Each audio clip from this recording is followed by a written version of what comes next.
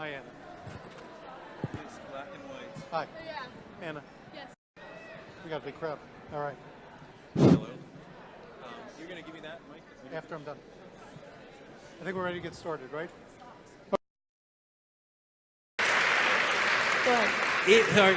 Again, try to get into the heart of the issue. Is there racial bias in the criminal justice system? In the new Jim Crow, Michelle Alexander talks about black people are over-arrested, over-prosecuted, over-convicted, and over-sentenced. Well, right? my favorite stat when it comes to that has to do with marijuana, because I love marijuana. So, it's interesting because there was a study looking specifically into marijuana use rates, and they compared white marijuana users to black marijuana users, and the researchers found, all right, they use marijuana at similar rates. But it's interesting because blacks are 4 times more likely to be arrested and prosecuted for marijuana possession. Which is, by the way, I don't care if you're black, white, Asian, Latino, it doesn't matter. You shouldn't be prosecuted for marijuana possession. That's a gigantic waste of our resources.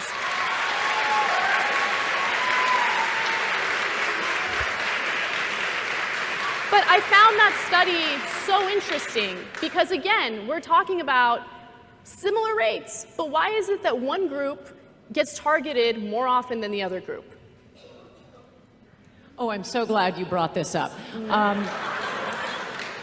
This is based on self-reports. There have been further studies where they actually drug test the person after asking, do you smoke pot? Have you smoked pot in the last week? And it turns out there's a racial difference in telling the truth on did you smoke pot. Blacks were about 10 times more likely to lie and say they hadn't smoked pot. Point 2, you can find it. I'll email it to you and you can post it.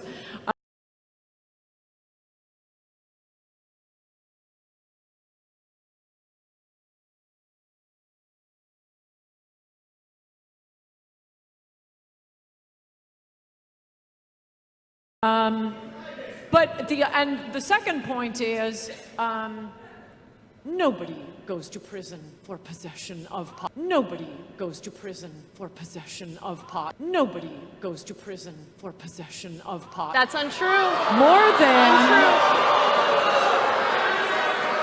No, I know you're all potheads and you're going to have trouble following what I'm about to say. But as you will be able to read in failing New York Times, almost 90% of people in prison are in prison as a result of a plea bargain. No one gets arrested and tried for possession of marijuana. No one gets arrested and tried for possession of marijuana. No one gets arrested and tried for possession of marijuana. But if they happen to have marijuana on them, that's what they plea it down to. You don't need witnesses, you don't need a trial. So it may be on the record, but you're not going to prison for that. You're going to prison because you held up a liquor store with a sawed-off shotgun and they found pot on you. No. May I jump in? This is one of my favorite topics. I did a TEDx talk on it, so there's been a lot of research into this. Why do you guys think we have private prisons? Why are our taxpayer dollars going toward private prisons? And why do we even need them, right? Don't we have county prisons, federal prisons? Well, it's because in the 1980s, because of Republican leadership, we passed a bunch of draconian laws, specifically in regard to marijuana. And so our prison systems, all of a sudden, were just filled with people who got caught with possession of pot, right?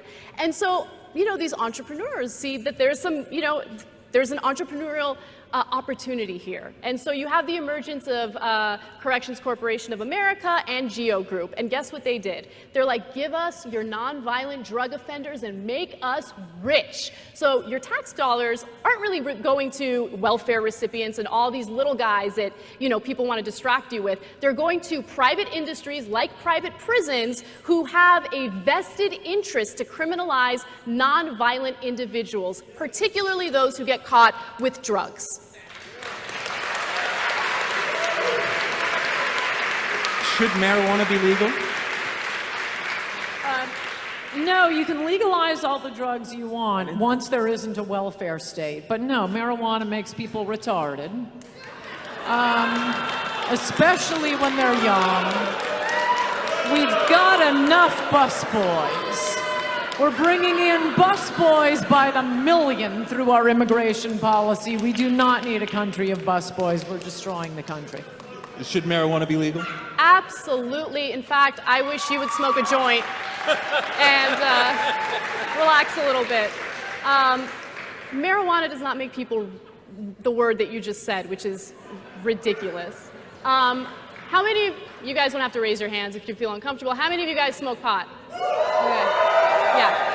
Well, there are lawmakers in this country that would like to see you in prison. Jeff Sessions happens to be one of them, okay? In fact, marijuana laws have been so draconian that it has allowed members of the DEA to do something known as civil asset forfeiture, which is if you are even suspected of being in possession of drugs or trafficking drugs, they can go ahead and take your home, they can take your money, they can take your car, they can take your property, because, hey, they're investigating you. And guess what? Only a tiny fraction of those individuals ever get their property back. You don't have to be convicted of anything. You don't have to even face any serious charges. It's just based on suspicion. And Obama actually brought that back a little bit, reeled it back in a little bit. Jeff Sessions comes into power, and all of a sudden, no, civil asset forfeiture, awesome. Let's take property away from these innocent Americans who haven't done anything wrong, but hey, our local police enforcement and the DEA need some resources, so let's go ahead and confiscate their property. That's what's happening with the drug war right now.